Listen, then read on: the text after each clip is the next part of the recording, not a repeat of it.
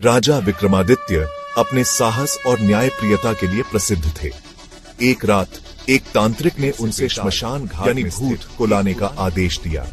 राजा विक्रम अपनी तलवार लेकर श्मशान पहुंचे और बेताल को उतारकर अपने कंधे पर डाल दिया। लेकिन बेताल ने शर्त रखी कि अगर राजा रास्ते में कुछ बोले तो वह वापस उड़कर पेड़ पर चला जाएगा। बहुत समय पहले एक राजा के राज्य में एक प्राचीन शापित महल था। कहा जाता था कि वहां जाने वाला कोई भी वापस नहीं आता था। उस महल में एक रहस्यमयी राजकुमारी की आत्मा भटक रही थी, जो हर अमावस्या की रात अपने शिकार की तलाश में निकलती थी। राजा के कई वीर सैनिक और मंत्रियों ने महल में जाने का प्रयास किया, लेकिन वे कभी लौटकर नहीं आए। राजा ने घोषणा की कि जो भी इस रहस्य से पर्दा उठाएगा, एक युवा राजकुमार उस महल में गया।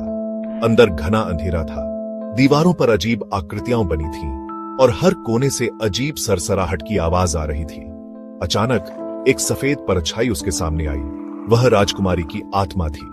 उसकी आंखें जलती हुई अंगारों की तरह चमक रही थी। राजकुमार वियो, तुम कौन हो? प्रिंसेस सोल वियो, मैं इस महल की राजकुमारी हूं, जिसे एक क्रूर तांत्रिक ने श्राप देकर आत्मा बना दिया। जब तक कोई सच्चे दिल से मेरी मदद नहीं करेगा, तब तक मैं मुक्त नहीं हो सकती। राजकुमार ने तांत्रिक को ढूंढने का निश्चय किया। वह जंगल में गया, जहां तांत्रिक अपनी तंत्र विद्या कर रहा था।